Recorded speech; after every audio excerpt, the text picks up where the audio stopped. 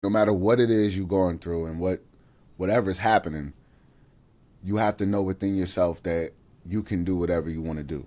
It's possible. Life isn't perfect. None of us are perfect. Everyone has a secret or a past, but it's about how you handle it moving forward. Don't be afraid to fail. Don't be afraid to get uncomfortable. Change your environment. When you change your environment and the energy around you, you start to change your mindset. And once you change your mindset, then your elevation starts to happen. But it's only one when it feels like all is falling. How do I reach out when I feel I'm all alone? When I feel all alone. How do I move on when you're the one I put my trust in?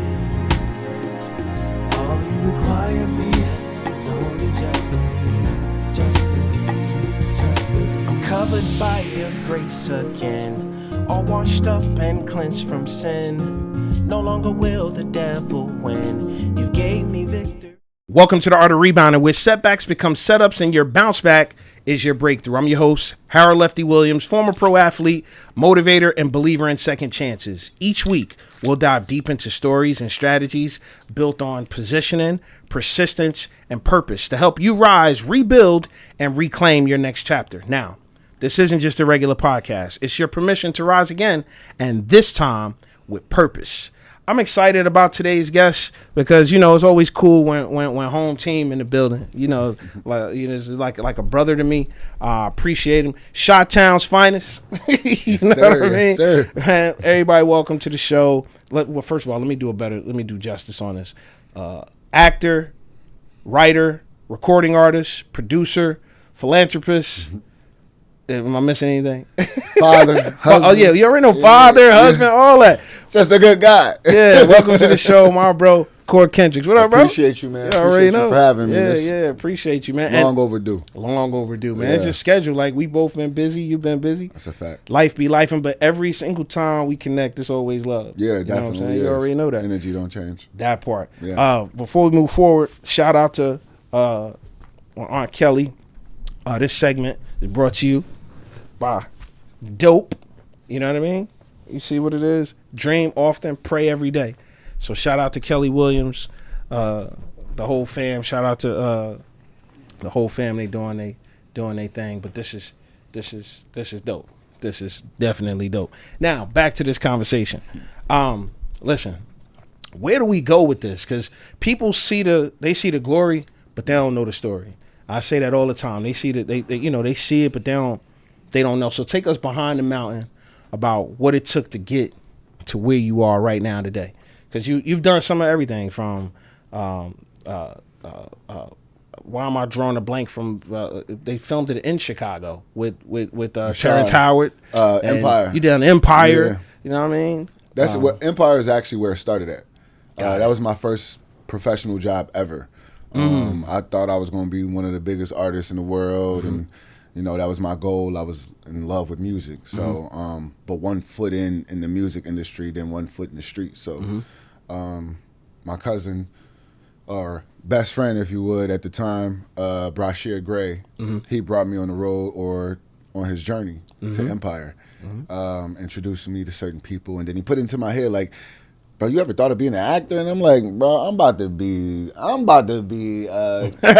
huge artist, bro. I ain't about to act like I'm like, bro, and I'm getting money, like, bro. I'm not worried about act. He's like, yeah, but Jay-Z and Beyonce, they looking for a hit every day. And I'm like, that's a fact. He was like, but with acting, you can act till you 100 years old, blah, blah, blah. I'm like, yeah. Well, I ain't really think about it like that. So, they gave me a chance to audition for a role called Black Rambo. I auditioned with it. Shout out to Jim Beans.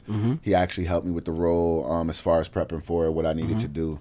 I did the audition, sent it in. I had to do a rap for them, or original rap, so they can see that I could rap or whatever. Which is easy for you. Easy. So I did that. They loved it, and they called me the next morning, literally. And I was, rest in peace to my grandmother. I was at her house at the time, north side of Chicago, staying with her. And they called me that morning, and I was just like, yo, I got the role. I was hyped. Like, I was yelling like, yo, I got the role. But the crazy thing is, before Empire came out, Yaz had came to me. He was like, bro, I'm gonna think about doing this. I'm gonna think about doing this audition or whatever. I'm gonna think about doing this show called Empire or whatever. I'm like, bro, TV money where the money is. Like, and I just knew that just because like I don't know. I just felt like TV money was the money was like, I don't know. I just felt that. So I told him TV money where the money is. And he like, you think so? I'm like, yeah, bro, do it. Like, but he already had his mindset. He was like, I was doing it anyways. Like, you know, just fucking around with me. And cut two, he like, bro, come to Chicago. And I'm like, bro, I'm from Chicago. Like at this time we in Philly. So my mom's side of the family is from Philly. My father's side of the family is all Chicago, Midwest, everything. So my mom's mom was living in Chicago already. Been living there for over 20, 30 years, whatever. So I just called her like, Nana, can I come stay? She like, of course, doors always open. And then, you know, the rest is history. Got to meet the great Terrence Howard and first scene. He's so dope. Yeah, the first scene I was in was with Patti LaBelle and Terrence Howard, and my first time meeting him, I thought I was gonna get fired, bro. Why is that? So you know, Terrence, he ain't really got no filter, so he'll tell you like it is. So I'm on set, we in rehearsals. I'm nervous, like even though I'm talking about the moment, you know, the saying of "stay ready, you ain't got to get ready." That's cool and all. You in the moment. Those feelings still hit. You're going to deliver, but it may be a little shaky for your first time. You know what I mean? As you continue to do it, become a vet, it's easy. It's a breeze. But this is my first time, and I'm in there with some heavy hitters. Just like getting in the game and you going up against Kobe and Jordan right now. Like that part. My first game as a rookie. Yeah, I'm nervous. So I'm stumbling over my lines, and he like, Jerome, get this nigga out of here. And I'm like, yo, what? Yo, am I fired? Like, I'm like, yo, they about to fire me, so I'm looking around. I'm waiting for Jerome so I can swing off. I don't know who Jerome is. So I had stopped everything. The great Debbie Allen, she was my director. First time ever working was with Debbie Allen, and which is dope. Super amazing, bro. Super. So I had all the legends and angels all around me. It's just an amazing feeling because they embraced me. And I, at that time when Terrence did what he did, I didn't understand what he was doing for the character. Later on, after Debbie Allen came and talked to me, she was, you know, gave me some words of encouragement. Like she's so sweet. I love her.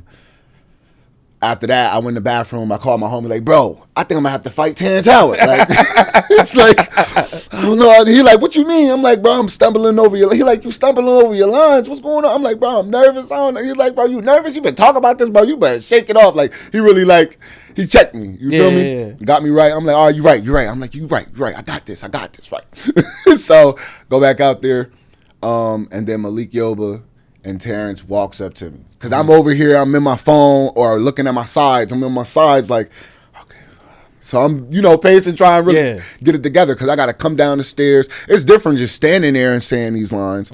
But now, like, I'm really acting. You got to live it. Like, yeah, I got to really come down the stairs and have the energy and all this other stuff. So I wasn't really, like, honing in on all that. So Malik Yoba and Terrence came by and they talking to me. And Malik like, you see how Terrence is talking to you? I say, he's not saying nothing. What are you talking about? Like, he wasn't talking to me. He was just standing there looking at me, chewing gum. But he was talking. But his body language, he was saying something, but I didn't get it. I'm like, he not saying nothing. What are you saying? He was like, no, he's saying something. His body language and everything is saying something to you. It was like, for this character, that's what you need to embrace.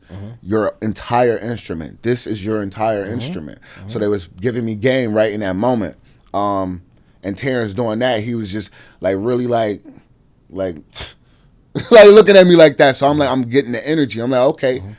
I was like, but I still, at that moment, I'm like, I still don't get it. You know what I mean? But after, I delivered. Right. Because I just really got, I kind of blocked out everything they said and just really got mad. Like, I was just pissed at that point. Like, you know what? I really don't care. They fired me. But that's what the energy called for your character. Exactly. Right. Exactly. Because the Black Rambo was mad about a gay artist headlining a show, and I'm your Batiman, I'm Jamaican. You know, like so it's like it was like I'm not. You got me messed up, like so I didn't understand it until I was just like, you know what, whatever, I don't care. And then I delivered. And it was like, Terrence came up to me, he was like, I'm proud of you. He was like, you had me nervous, but you actually came through. I'm proud of you. Good job. And I was like, okay. I'm okay, cool. But he taught me so much, man. We had studio sessions. He taught me how to play the guitar. Really?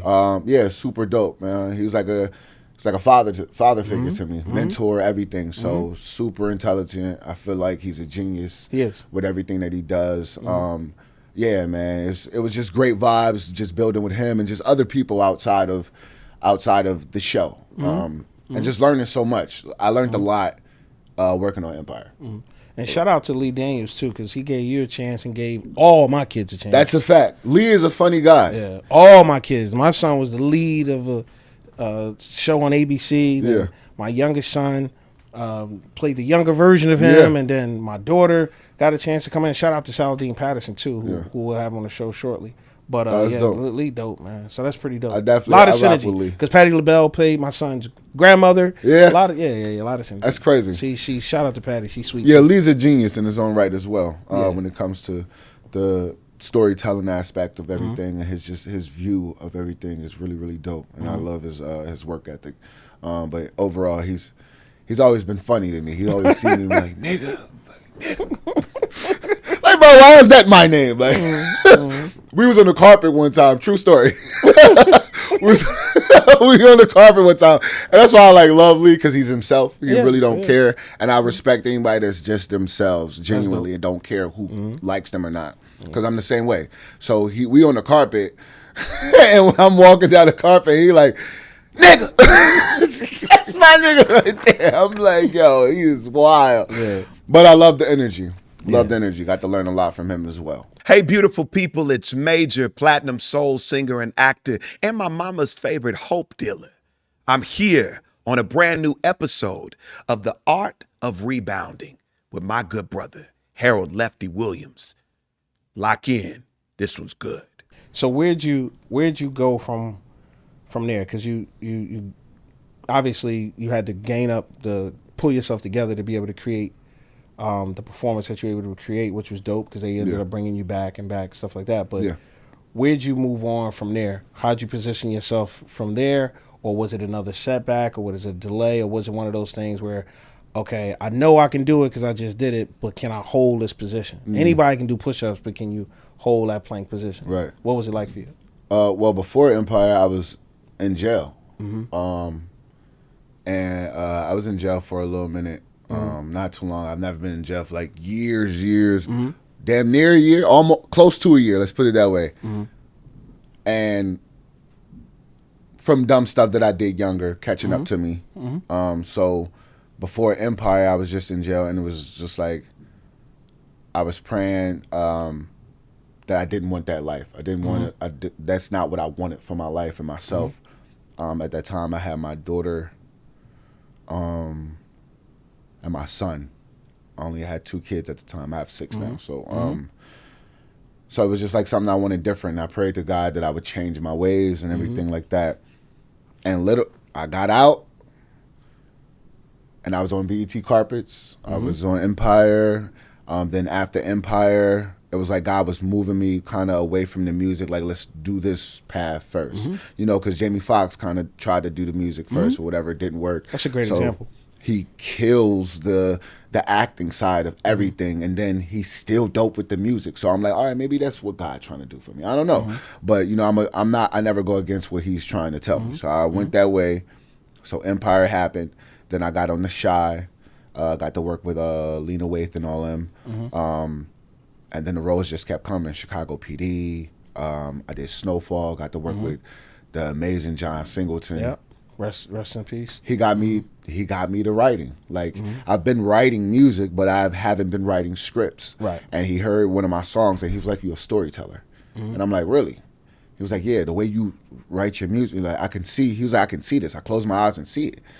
I was like, "Really?" He was like, "Yeah, it's just a different format, just long version." Like, he was like, "Try it out." I never got to share anything with him before he passed, as far as on my writing side, but I got to build a lot with him on set and learn a lot from him. So really dope dude. Really so somebody's sitting here in the car, someone's sitting on the couch, and they're watching this episode or they're listening to this episode, and they feel like, well, I've been where you've been, Mm-hmm. as it pertains to maybe incarcerated. They may feel that, but they may not have had the confidence or the courage or the know-how to position themselves for a breakthrough, like such as yourself. That's your camera right there. What would you say to that person? I would say no matter what it is you're going through and whatever's happening, you have to know within yourself that you can do whatever you want to do. It's possible. Life isn't perfect. None of us are perfect. Everyone has a secret or a past, but it's about how you handle it moving forward. Don't be afraid to fail. Don't be afraid to get uncomfortable. Change your environment.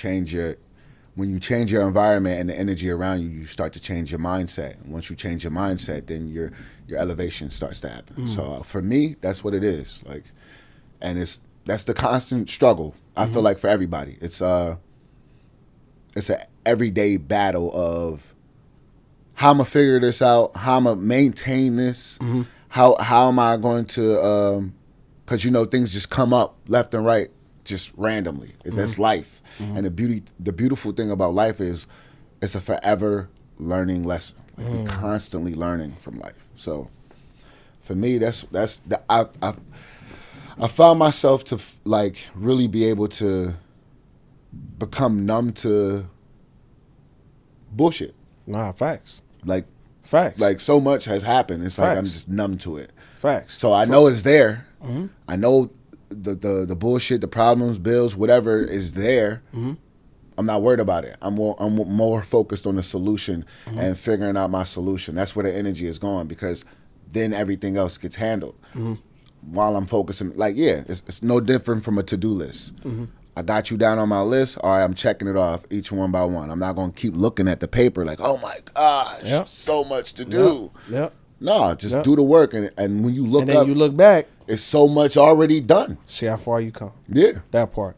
I hope you're enjoying the show. Listen, I have a brand new book that's out right now. It's called The Art of Rebounding. It's built on positioning, persistence, and purpose, and it's going to help you rise and rebuild your next chapter. If you want to know more information on this book, head on over to theartofrebounding.com today. Now back to the show.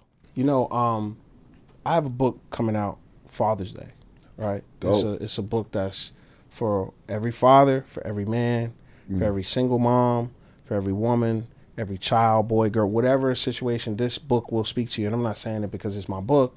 I'm just saying it because I don't believe that you have the power, you're entitled to help someone else have breakthrough if it don't bless you first. Right. Any words that you speak has to be for you first and then out for everyone else. Right. So as we were talking off camera, we're talking about the book, The Art of Rebounding, just like the podcast. And took a while for me to piece it together because I didn't know that I was piecing together a book.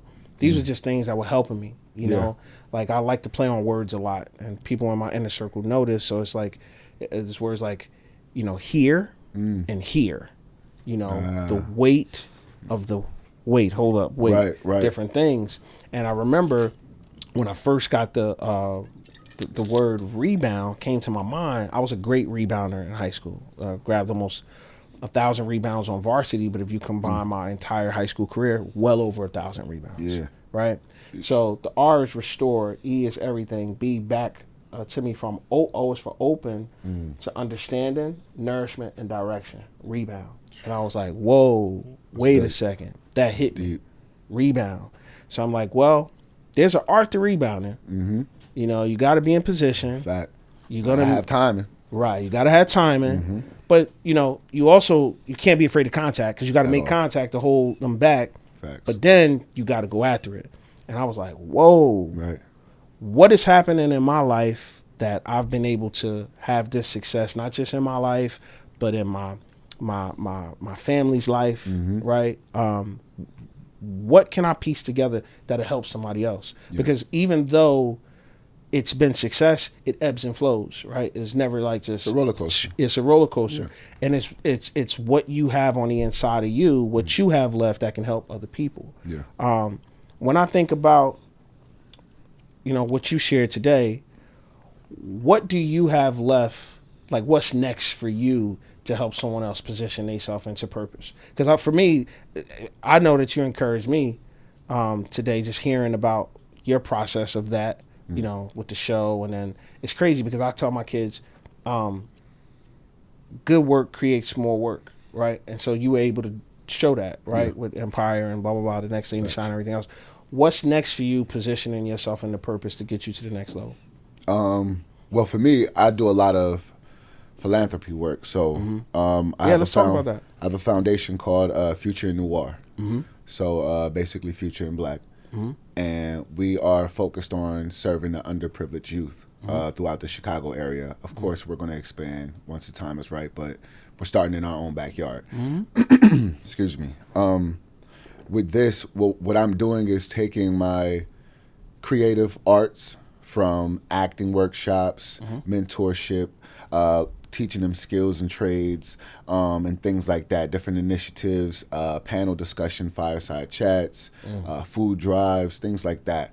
Those are things that helped me when I was younger, when I was growing up with no food in my house, when I was walking through snowstorms with holes in my shoes, and, you know, a lot of these programs and things that used to help the community has been defunded, taken away. You don't really see the churches doing it no more. You know, like, so it's a lot of things that I feel like we need to do on our own. So outside of the industry, the entertainment industry, that's where a lot of my energy goes.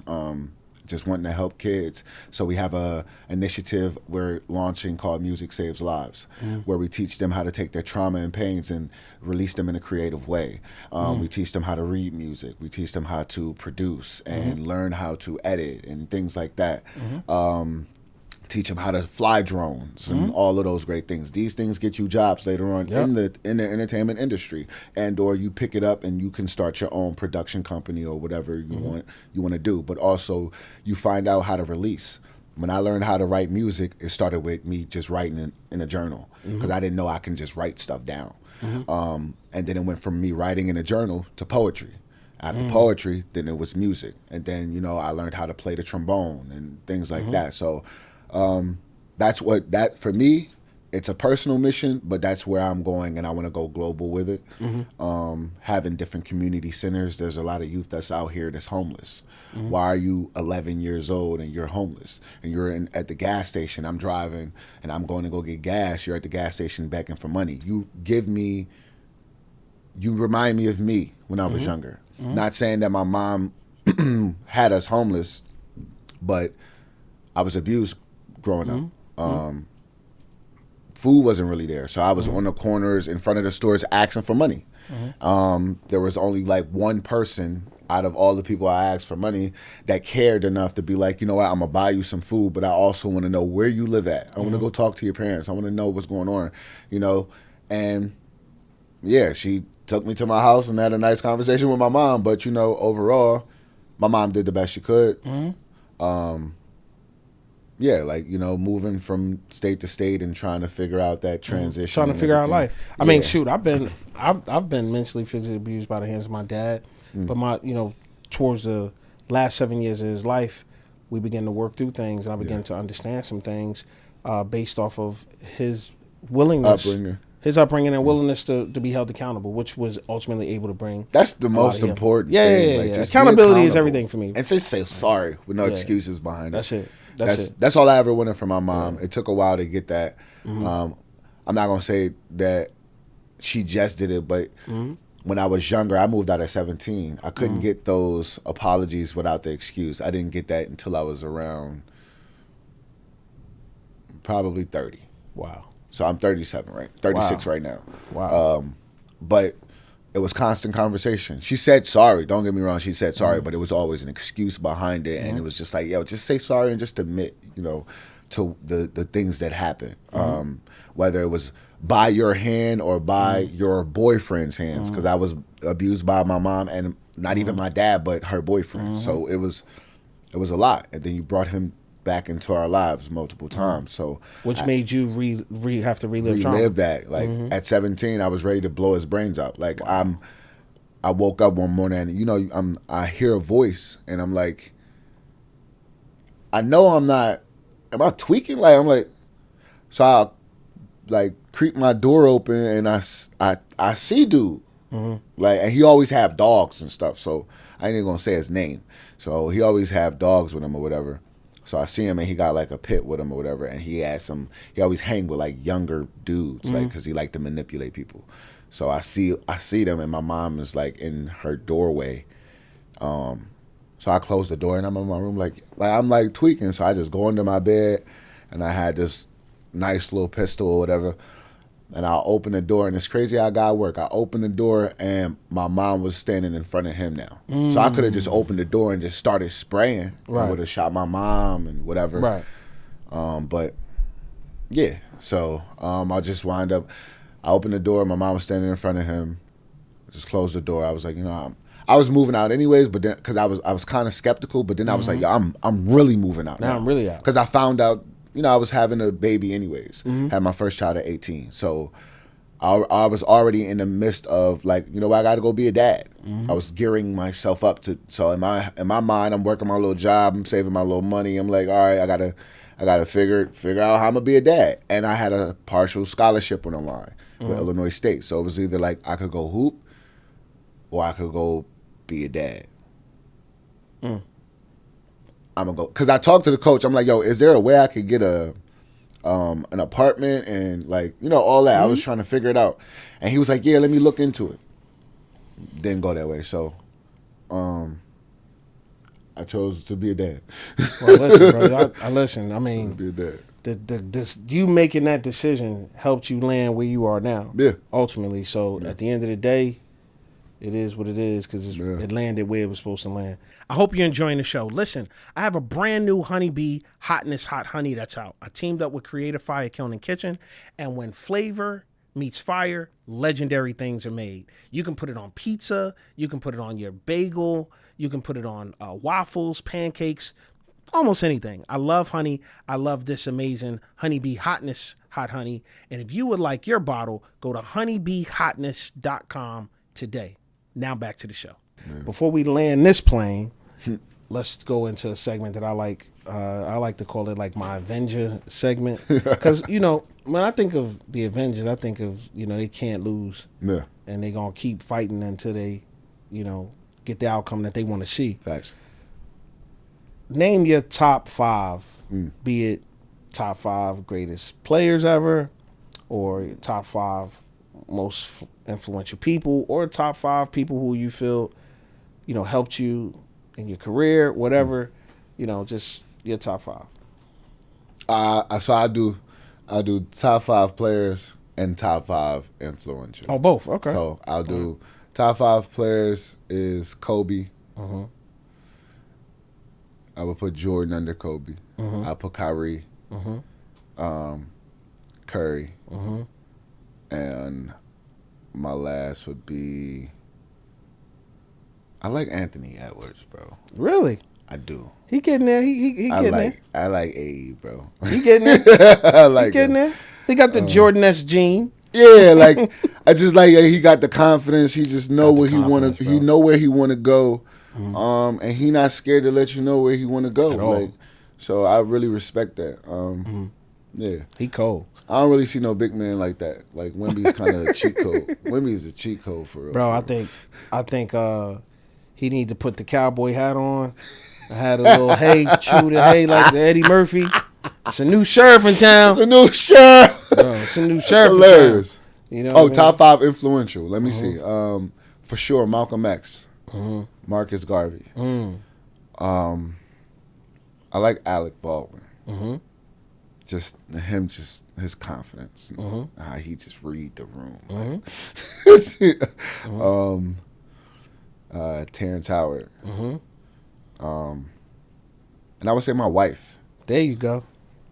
Talk your talk, young man. Bro. My wife. She just helped me a lot, bro. She helped me a lot in this industry, as a man, just overall, just everything. You know what I mean? So I found like I found my peace. I found my better half, and it's not even about.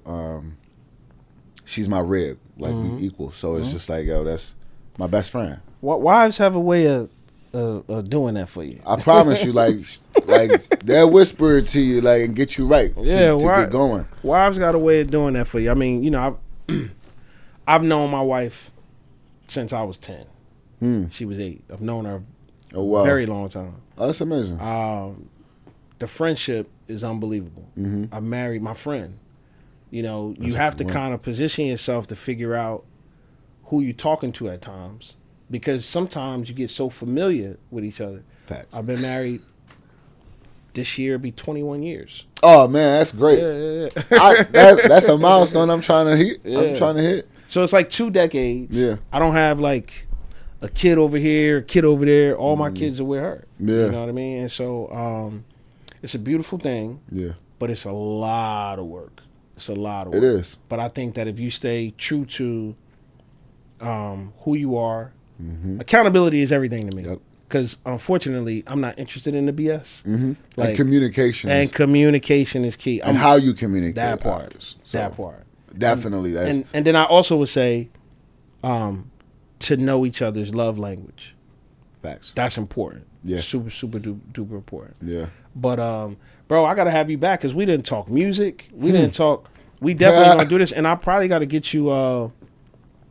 To like co-host with me. I think that'd be dope. We'll do that. Let's do that. I think that'd be dope. Get you to co-host an episode with me.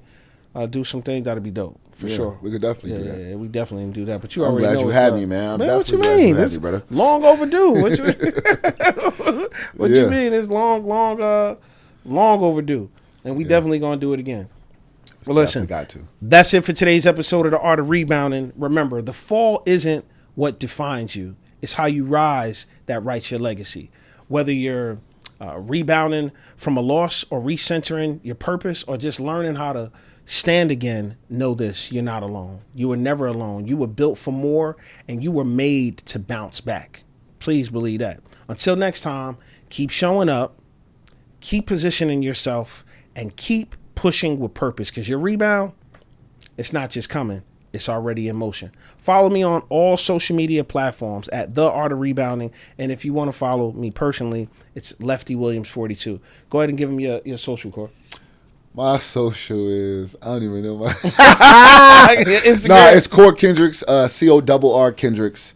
That's Instagram, TikTok, whatever. IMDb, Google, all that. Uniform. Got it. All that, yeah. Listen, we're always down to hear about, your comebacks, and don't forget, like, comment, share, and subscribe. And follow the foundation. That part. Future and Noir. That's Future, FUTURE, underscore EN underscore Noir, NOIR underscore foundation. There you go. That part. Listen, I got something on the way. It's a book. It's called The Art of Rebounding. It's coming. It's going to be a blessing to you. Shout out to Kelly Williams, the whole family. Shout out to Jay, husband Jamie. Listen, dope, dream, often, pray, every day. Every day. Always remember, dare to dream. God bless.